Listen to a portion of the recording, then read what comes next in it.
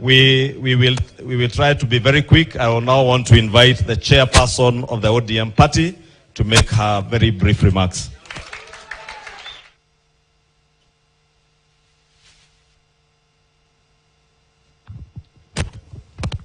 Your Excellency, President of the Republic of Kenya, Your Excellency Dr. William Ruto, Your Excellency Right Honorable Prime Minister and my party leader, Raila Odinga, all protocols observed. Your Excellency the Deputy President.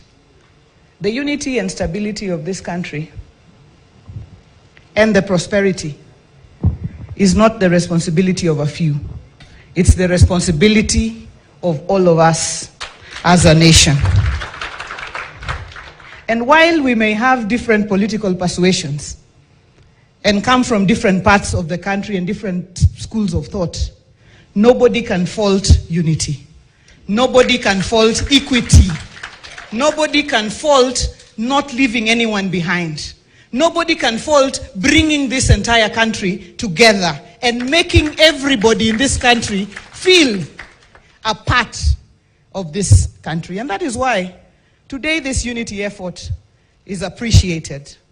And I'd like to state it from my own school of thought, that this unity that you have put together today, Your Excellency and my party leader, is not about the two of you. Because Baba here has seen it all. In fact, he has enough for his and all generations. His Excellency the President has sat on all positions. So in my thinking, this unity is for the young people of this country. It's for all of us. It's for the women. It's for the marginalized. It's for those Kenyans who have felt like they have never been part of Kenya because have always been left behind. And let me state in conclusion, as the national chairman of the ODM party, and as I say, the largest party south of Sahara and north of River Limpopo, the ODM party, our party leader, and on behalf of this party, officials and members across the country, all 47 branches, we are behind this unity, we are behind this agreement, we will support it, we will support the broad-based arrangement, na tuko pamoja mpaka mwisho. Asante and God bless Kenya. Thank you, Governor Wanga.